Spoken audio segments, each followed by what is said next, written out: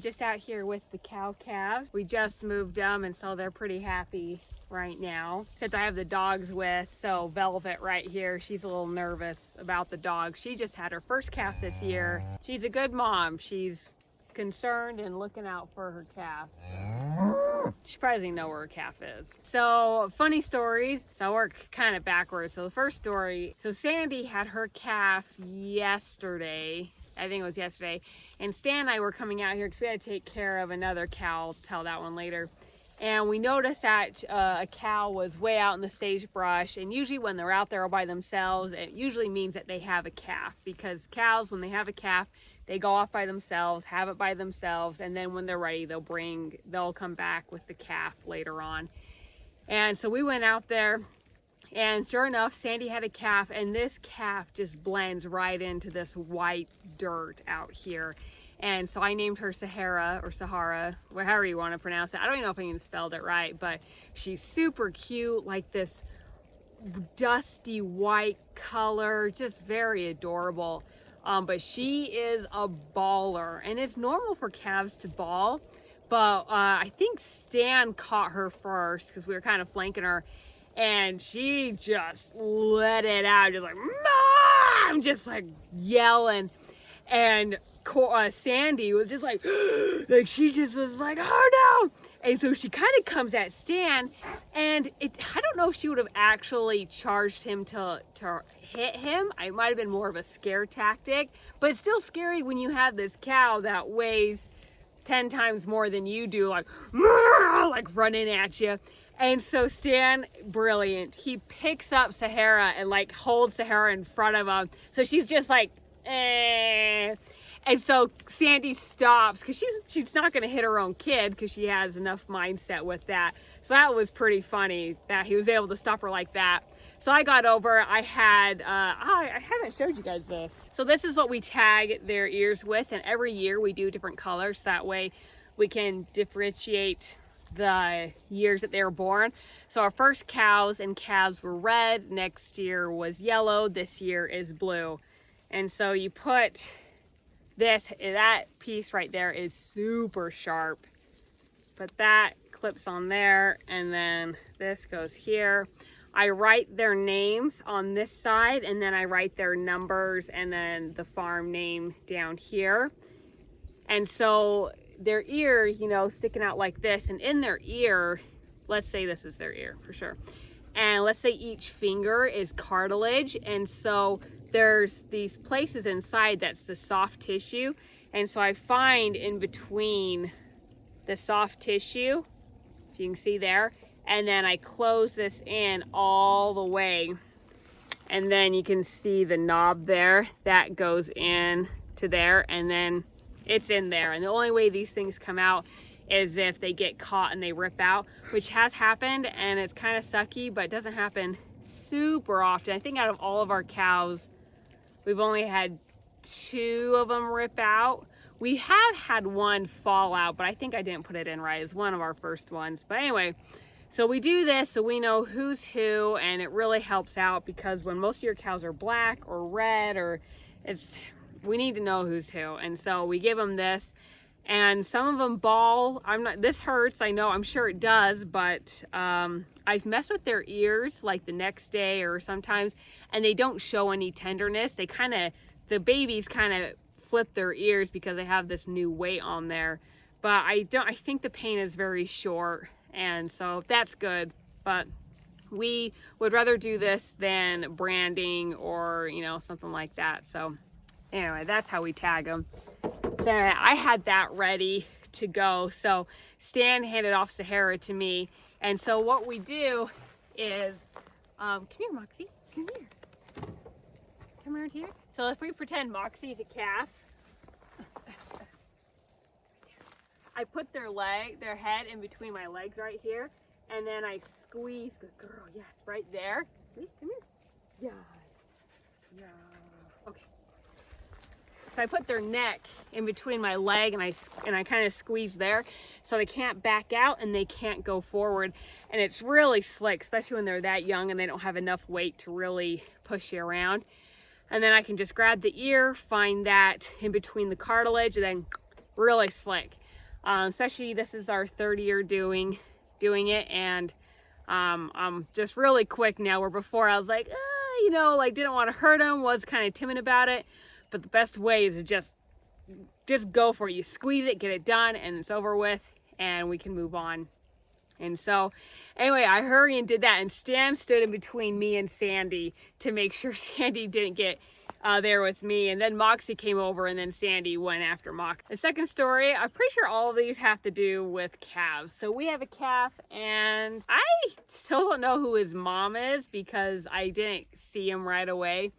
But I call him, his name is Squeaker, because he doesn't have a voice. It sounds like he has like, no, if when you get really sick and you lose that voice, it's like, you know. And so when I saw him, I was getting his tag ready, and then I was kind of following him, just waiting for the right moment to just gently as possible, just bring him in and then tag him. And you know, most calves, you hear them, they're like, you know, and it's just like, it's so funny and so sad at the same time. I wish, I've tried to get a recording of it, but I'm either the side-by-side's on, or I just don't have it just right, because it's not like he moves all the time. Still don't know who his mom is, but it must be okay, because he has enough energy, he's looking fine. So, but it's just so funny, because I've never heard a calf like that just not be able to vocalize, because that is kind of important, but I'm not too worried about it, because we just have such a good communal group of cows that will take care of each other and each other's calves. Next story is about our cow, Willow. And I've kind of talked about Willow before. She has very iconic ears. They're just very big and fluffy. I mean, all cows kind of have big fluffy ears, but hers are just extra big and fluffy. But she is wily, very, very wily. I saw her a few days ago. She was just going out into the sagebrush, and I could tell that she's getting ready to have a calf. So I was like, okay, I'll just wait till she brings it back up here. Didn't happen. A couple days went by, but I kept seeing her out in the sagebrush. And so I was like, well, I'm just gonna go drive out there and see if the calf is out there, just make sure things are okay. Because we have coyotes out here, and coyotes are very problematic for calves. We haven't had any problems with the cows with coyotes, but it's always always think about it kind of in the back of the head. And so I went out there, and I wouldn't have known that he was out there except that he mooed. He did a little bawl for Mom. Winnie was up here. Did I say Winnie or Willow? Winnie's the mom. Winnie was up here, and Bach we were out there. And so I heard him bawl right as I shut off the side-by-side, and then I saw him move. And normally I thought he was going to be a new calf, and they're really easy to catch. Even if they are moving, you just walk and follow them for a while, and they get tired or they get curious, and then you can just put your arm around them and then get them where you need to be. Bach was a few days old at that time, and so Winnie, in her conniving self, has hid her calf out in the sagebrush for days. And I just thought she's gonna be like everybody else and bring her calf up and be like, look, Megan, look at my calf. No, she did not. So we got to get buck tag. The older a calf gets, the harder they are to catch, especially where we don't have dogs, we don't have horses, we have our side-by-sides and four-wheelers, but we don't want to tear through the pasture. And it's really hard to run four-wheelers through the sagebrush. And so I just knew I had to get this calf, or else I don't know when we would get him next. And so I just started, first I was just walking, and then he started running. And so I'm just kind of running after him. And there's a fence over there, like a normal, not chain link, but wire fence that had the holes in them. They're probably about like that big. And I've had a calf get caught in one of those before, like put its head through and couldn't get out. So I was like, perfect. I hope Buck, I hadn't ate him at that point. I hope Buck puts his head through there and then I can catch him. No. I should never think that any calf of Winnie is just gonna let it be that easy. So the fence about comes up to here, and then there's a few strands of barbed wire on the top. he comes up and wiggles over the fence in between the barbed wire and through it. I'm like, dang it. And so I'm like trying to get over the fence without catching my hands and clothes and stuff in the barbed wire and keep an eye on Buck. And so I'm just booking it, just running after Buck. And he's just like, meh, meh, as he's running. And I feel bad when I stress these cows out, but it was kind of funny. And I thought, because whenever you have a calf out here, or even a cow that bellows or bawls, usually you get the whole herd that comes to see if there's any danger, to see what's going on, like they're there for each other. Nope, he was bawling. He could have been dying and no one cared. No one came out. I was very surprised by that. And so I'm chasing him. So finally he turns around and gets back to the fence. And I was just worried he was going to pull that trick again, but he just kept nosing and nosing. So finally, I was starting to run out of breath. I was able to grab him.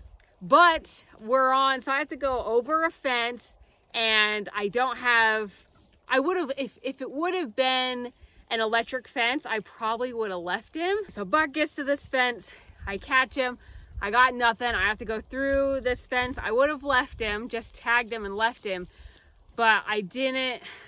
I don't really trust him to be smart enough or be able to think that through to follow the fence around, and there's a reason to take a chance. So I took my pouch here and my pliers and I plopped them over on the other side of the fence in an open area so I'd see them. And I took my belt off and I put it around Buck's neck and used it like a leash. So we're walking along. He did really well walking alongside me until I found a place in the fence where I could crawl under and push it up with my back while I'm on my knees. And then I pulled him under. And he was resistant at first because he's like, I don't want to get near you. But once he kind of saw that we're going under, he went under. And then we walked over to the side-by-side. He actually crawled into the side-by-side. It was really cute. He like actually got in it. And so I just let him do his thing as I got his tag ready. Tagged him. And then I didn't want to leave him out in the sagebrush because after you tag him, after that experience, that's a little traumatic. You know, it's a lot for a young calf to handle. So it's good to have, and maybe he probably would have been fine, but this is just me thinking, whenever I tag calves, they like the comfort of their mom. And Winnie, sorry, was a long ways away. So I picked him up, put him on my lap, had his neck here, so like kind of like how I squeeze their neck and my legs to hold their head. I kind of did that between my bicep and forearm to kind of keep his head there. But he did really great. He was really chill there for pretty much the whole time. Then when I got mostly close, I put him down, and then Winnie was like, hey, and then he went up to his mom and happily ever after. And he left me a surprise. He peed on me while we were driving, but that happens. It's just, you know, like he's nervous. It's fine. But then later on, when I was finishing up some stuff, I had the side-by-side up, and Buck started trotting over to the side-by-side. And Winnie's like, where are you going? Like, she's just freaking out. And so I got out of the side-by-side, and I was like, Buck! And he's like, nope. And then he went back to mom. And calves are so funny. Oh, taffeta. So velvet and taffeta. So, when I tag taffeta, I've told you that calves bawl, and even when we tagged Sahara, she was very loud. Taffeta was like a screaming goat. When I caught her, I expect some bawling, but insert a screaming goat clip if I can find it. Just like, ah! Like it was the loudest, screamiest bawl I ever heard. It was so funny. I was on the phone with Stan when it happened, and he was laughing, I was laughing, then he hung up so I could just focus on that.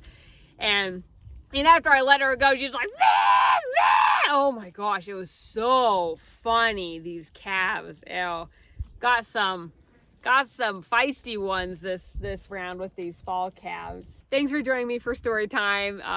Sorry, it was a little random and all over the place, but that's kind of just what I do around here. But hope you have a great day, and remember, don't stop caring, and I will see you next time. Bye.